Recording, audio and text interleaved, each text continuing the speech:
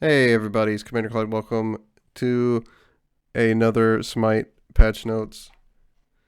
We're taking a look today at 7.12, the Legendary Tanuki. And there he is right there. Update Mr. Denzaburo. Right here. I guess we will read through everything, but of course no gameplay. For now, that will probably be next week sometime, because PTS isn't up until Friday, so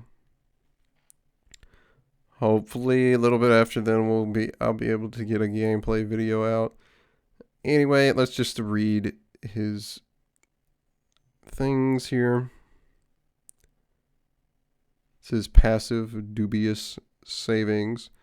Every time Denzaburo actively gains gold, he stores 10% into one of his money pouches. Instead, when a pouch is completely filled, Denzaburo gains bonus gold and a permanent physical power increase before switching to a larger money pouch.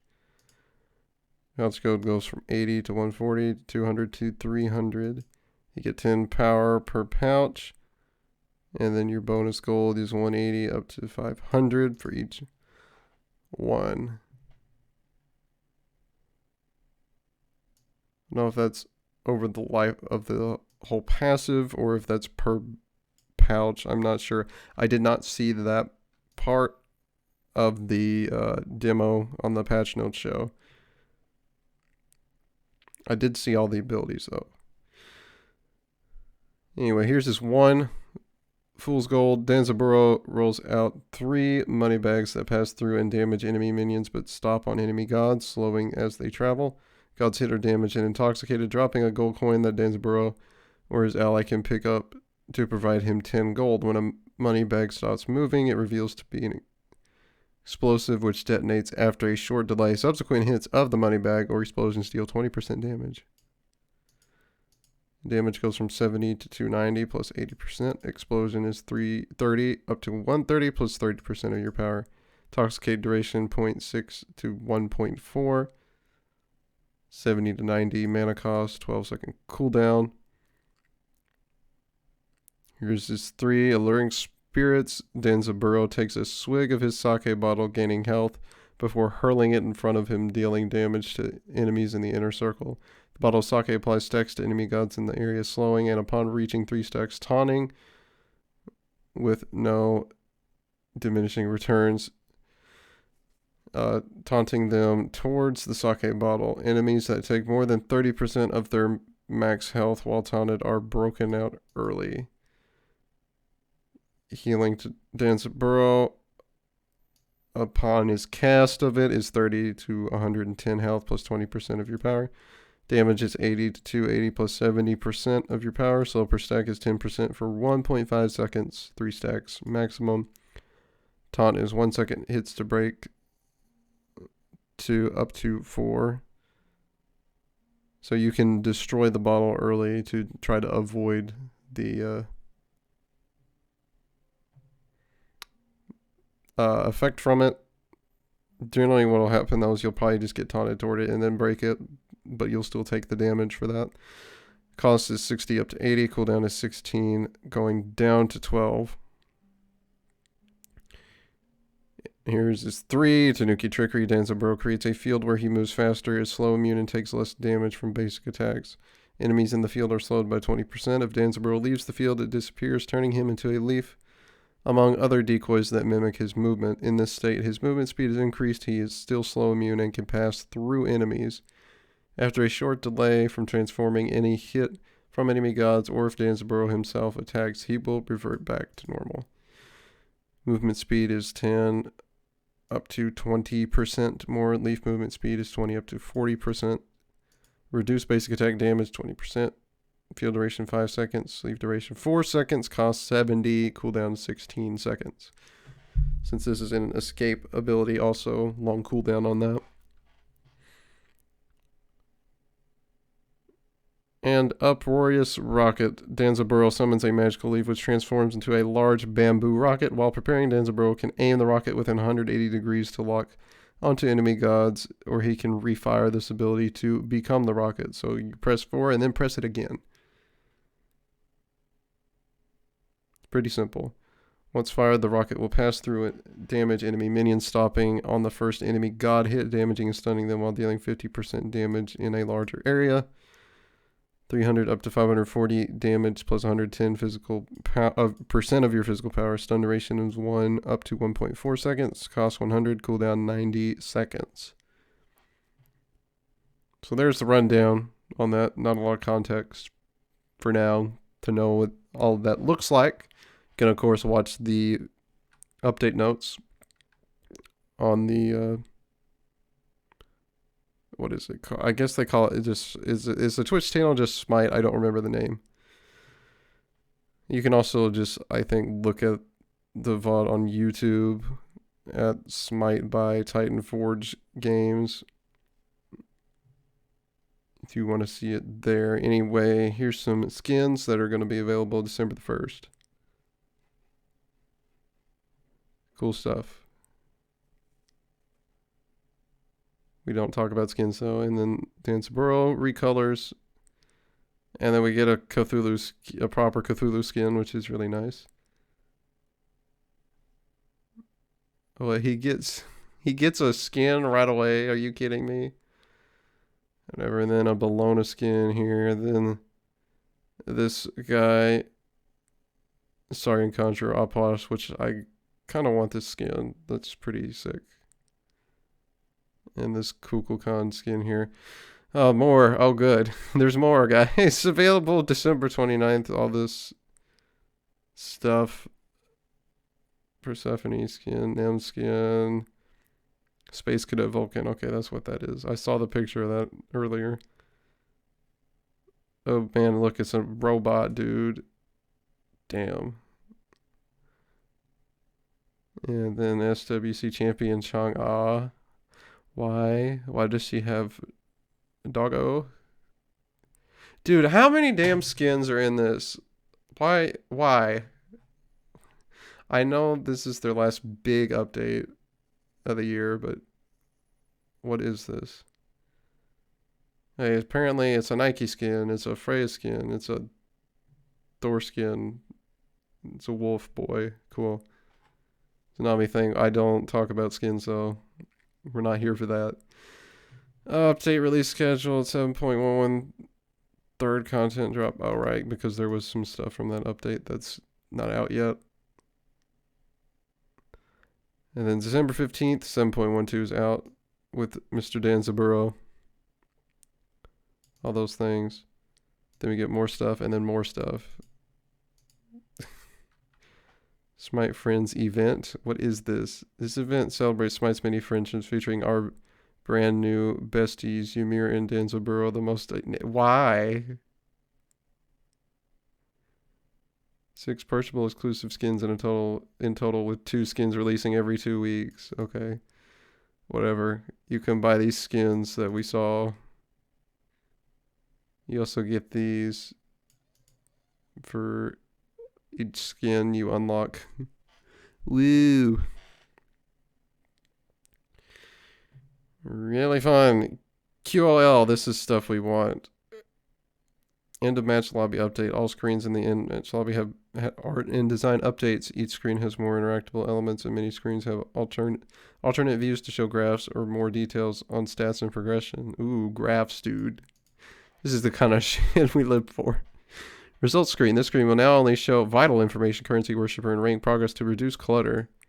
Also, they took the profile stuff away from the results screen, which I can't say is a bad thing. It's fine.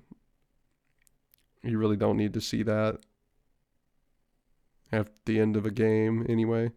Scoreboard screen. Scoreboard has been updated artistically. Additional tabs to show stats and item details have been added to the bottom of the screen. Can we get a thing that breaks down how much damage you take per hit of an ability instead of just total? It would be nice to know specifically. I doubt they've done that for the scoreboard, but yeah. Detail screen. Details have been updated artistically. Has an additional tab to show the info and graph instead of form instead of a table. Once on the graph screen, you can select specific stats to compare for each player. Progress screen. This is a new screen that features some info that used to be on the results screen, but with more detail. Has an additional tab for more detailed and breakdowns. And breakdown.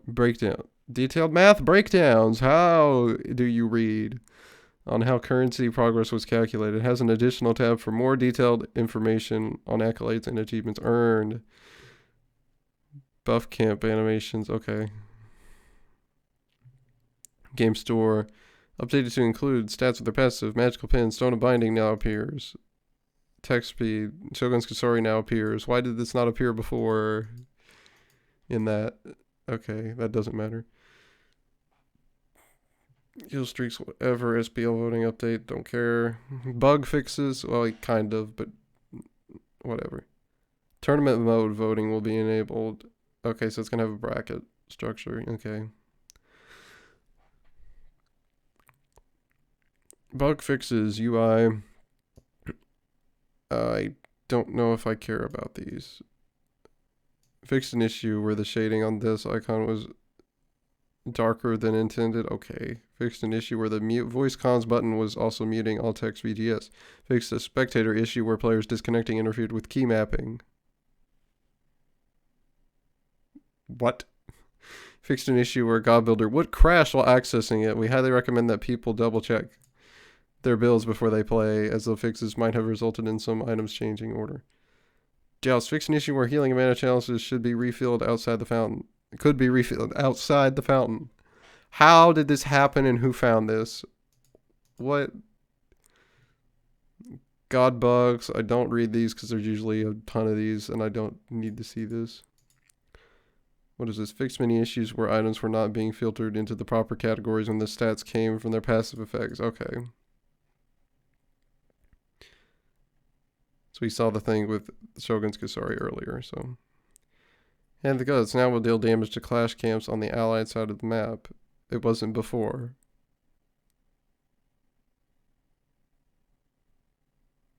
What? Yeah, whatever. 7.12 balance. SWC Conquest. Before we say goodbye to the seasons 5 through 7 Conquest map, we have one more major tournament to play on it. To add some flair to the World Championships and send this map out in style, we have added a new visual features. Logos. The SWC logo will feature on each side of the center lane of the map. Past winner statues of all previous World Champion skins have been placed throughout the map. Fun. Trophy. The iconic SWC Thor's Hammer trophy will be replaced. Has replaced a wall by the Pyromancer. Pyromancer. Help. I'm losing it. Banners. The banners inside both Chaos and Order bases feature team logos from the SPL teams that will be competing at Worlds. Corrupted Arena. Our final time limited adventure returns for one update this December. Corrupted Arena. Push your enemies into death pits in this crazy twist on the arena game mode. The map has received a lighting update. The special relic that pushes enemies back will be available. Clash. The map has received a lighting update. The map will now feature a more modern and responsive jungle buff drop flow. Amazing! Keeping the items where they are.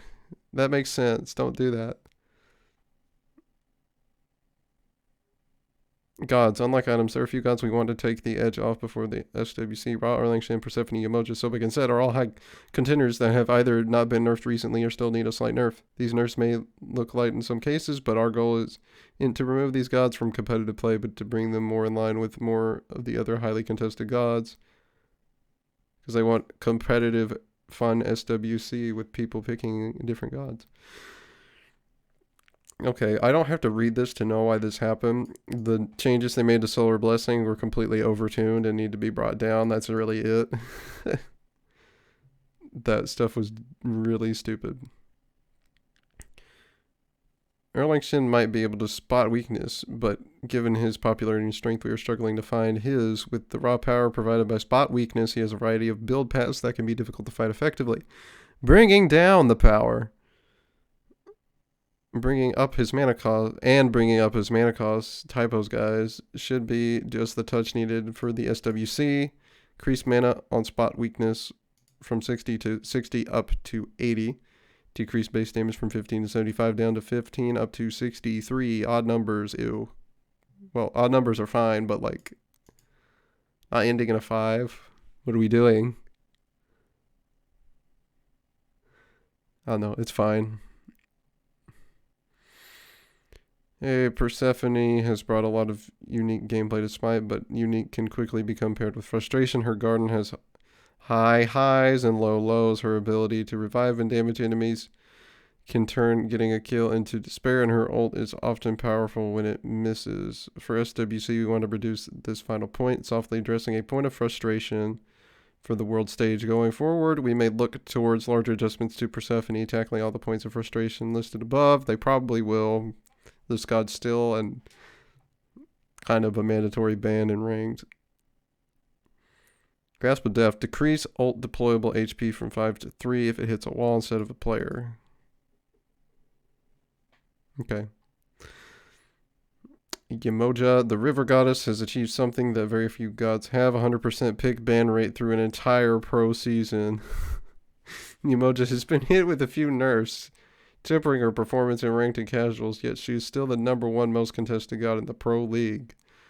And with good reason. This god is so dumb. She's so good and so easy to play too. Like, that is a dangerous combination. Riptide is especially more powerful at pro levels of play, so we are applying a nerf to that ability. Her ultimate also has high skill cap potential with its timing and position, and is getting a slight nerf. Riptide decreased slow from 30 to 20%. River's Rebuke increases from 100 seconds to 110 seconds at all ranks. Why didn't you guys say increased cooldown?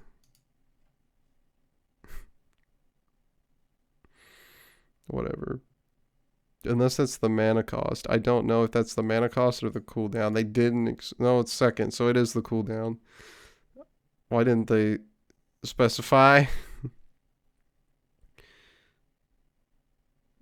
A slight decrease on the base damage. I don't see the point of that. Whatever.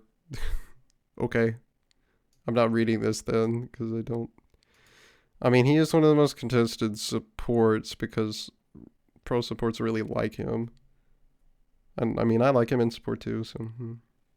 I don't know if he really needed a nerf that much, because he's not banned and picked nearly as frequently as Yemoja. But whatever, you know. That's fine. Seth the Usurper has been bringing the hurt in multiple roles. His flexible style of play is exciting, but is too potent. Skewer is getting an increased cooldown, creating a larger window to fight Seth and slowing down his poke and clear. Skewer increased cooldown from 8 to 9 seconds. The Morgan. A huge quality of life buff is being added for the Morgan in this update. She will now have the ability to retain jungle buffs and potion buffs throughout her normal form and ult forms. Previously, if the Morgan was relying on Elixir of Speed, using her ultimate would cause her to lose this effect temporarily. Okay. Same would apply to things like red buff or power potions. Now she will be permanently buffed by these effects. It should be noted that the Morgan does not copy the buffs or consumable effects of her opponents, only their item build. This has not changed. Okay. Cool. Zeus. We did it, Reddit. Okay, what did Reddit do? I'm scared. The king of the gods has heard the will of his subjects, who pointed out a possible quality of life buff. Can't you guys please use the correct spelling for words? For Zeus. Most ranged deployables in Smite are allowed to be fired over walls, and we agreed that Zeus's shield throw should also be allowed. This is sick. We don't plan to apply this rule to every ability in the game, as some might have thematic or mechanic elements that don't merit going over walls, but we are changing this for Zeus and for a few other gods. That's fun.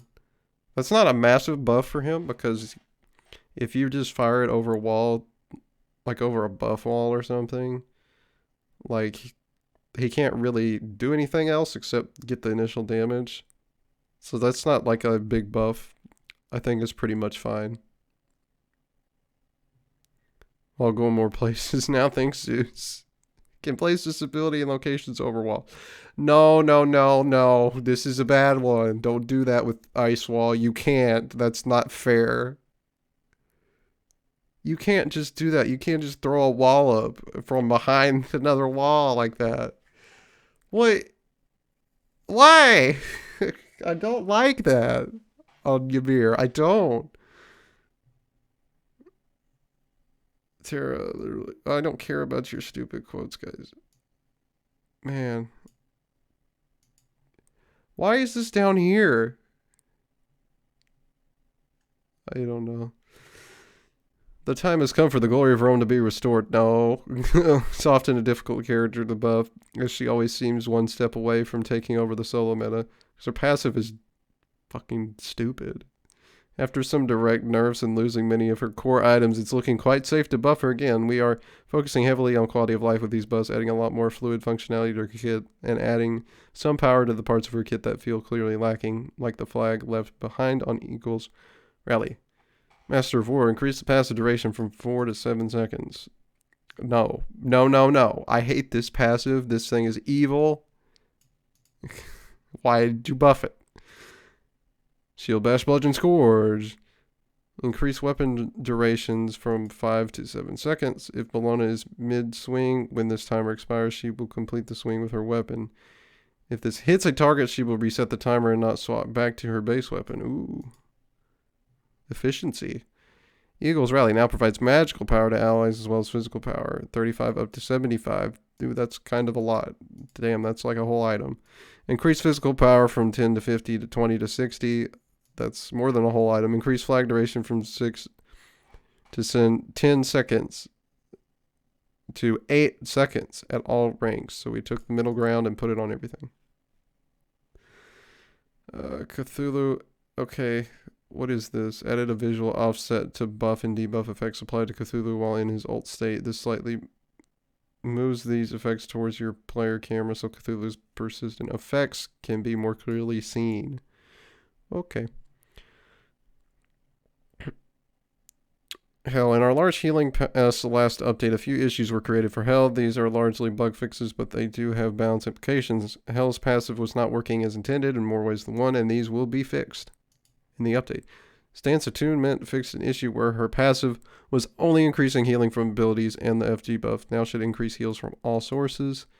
Fixed an issue where her healing bonus wasn't properly ramping over time and with her passive meter. Fixed an issue where unintended temp icon was being displayed on her buff bar. And inevitable Loki changes because that's pretty well expected after a big change. Anyway, we are seeing very promising stats from Loki since his rework. His popularity is remaining quite high, possibly due to the Raphael skin, and he is putting up well-balanced win rates near 50% in the middle of the pack for gods. In ranked, we have seen many more players trying him out in both jungle and solo, making him one of the top 10 most played gods at the high rank conquest. What is high? Exactly. We are still seeing a good amount of concerns from Loki players about Flurry Strike leading to this change. We are holding our ground on the ability speed. This was an important part of the rework, and Loki's opponents need that reaction time. However, we are shifting the base damage to help his early jungle clear even more and increasing the scaling to make sure this ability stays impactful throughout a match. I kind of liked where it was already,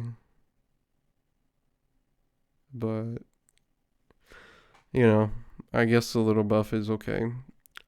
I do hear the concerns around Flurry Strike and the speed of this ability leading to this change. We want to make this ability feel rewarding to land, but are holding our ground about the speed of this ability. It's not hard to hit. The speed is fine. The goal of the rework was to reduce frustration in the ability to see, react, and counter. This ability is absolutely critical to that goal. We are increasing the final hits damage early to help his... Wait, they kind of said the same thing twice here. Whatever. Flurry Strike, increased final strike damage from 40 to 55 up to 135, but it is a buff from ranks 1 to 3. Increased final strike scaling from 60 to 70%. Tier change. We have been looking closely into power and protection scaling on God's abilities. On many cases, using nice even numbers results in 2 weak and 2 strong scenarios. At certain God ranks, tiers change stance is mostly used with 1 rank in it, providing a disappointed amount of stats for most of the game. So we are leaning into this being a better 1-point wonder. Change stance. Increase assault stance power from 0 to 50 up to 0 to 50. Okay, let's read. So it's buff on ranks 1 to 4. Increase defensive stance protections by the same numbers. Okay, so there you go. So it makes his early use of the levels of that ability a little more rewarding. Hey, Ao Kuang, why are these so badly out of order? The Dragon King briefly showed up during the peak of the Hecate meta. Gotta say that right. But then disappeared as quickly as he had risen up. Ao Kuang's passive rewards him for timing his engagements in between jungle rotations. But the current value was simply too slow to be reasonably stacked. We are speeding that up while also reverting a nerf to Dragon Call, which brings back his ability to opt into basic attack focus builds. Dragon King Sword decreased power up time from 20 to 12 seconds. Dragon Call Revert increased attack damage 30 to 90 to 35 to 95. Buffing Ao Kuang is an incredibly dangerous thing to do because he can get so far, he can get out of hand really easily with how big his skill cap is. But hopefully these won't be too big of a deal. Sylvanas, this little old man doesn't need to feel like a little old man. He's riding a massive tree beast after all. We are increasing a set of his base stats to increase his mobility, lane clear, and damage potential. We do think it's likely that we will look more into Sylvanas in the future, possibly by giving him a new passive. General, increased base movement speed from 365 to 370, increased base attack speed from 0.85 to 0.9, increased base attack speed per level from 0.6 to 0.8. Isn't that kind of... When you're dealing with an AoE auto, that's kind of... Yikes, dude. Y'all have increased it by a third.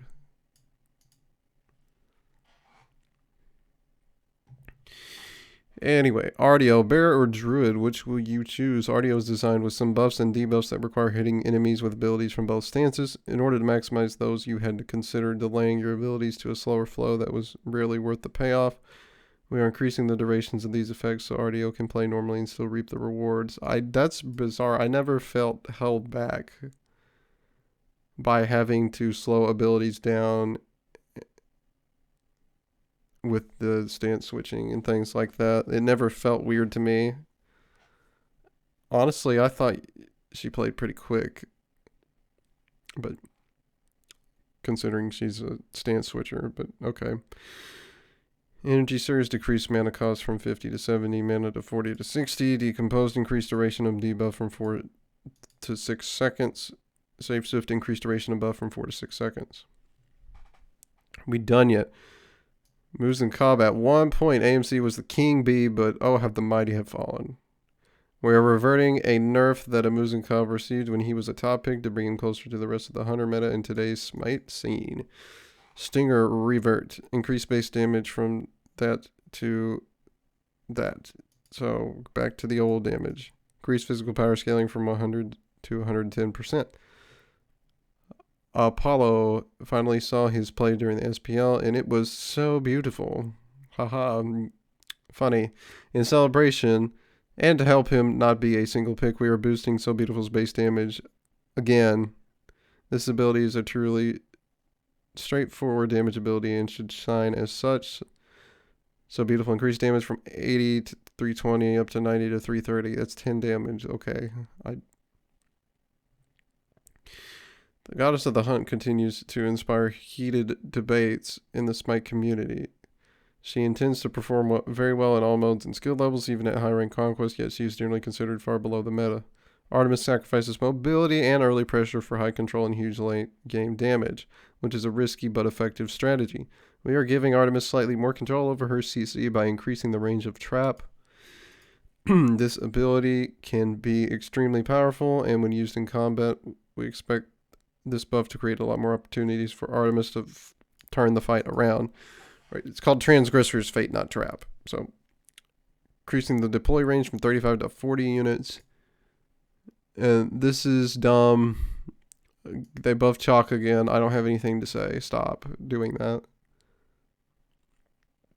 That's literally all I have to say. Why don't you just make it the old one where he took no damage while he was channeling his ult? Why don't we just do that? Whatever.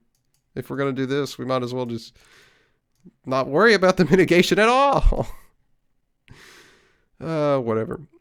Other one that people have been asking for nonstop is Apwash. This god is a difficult balanced state because he tends to be one of the strongest performers in non-conquest modes. We have forever said that it's okay for some gods to not be SPL conquest viable as long as they have strong dedicated players across the game.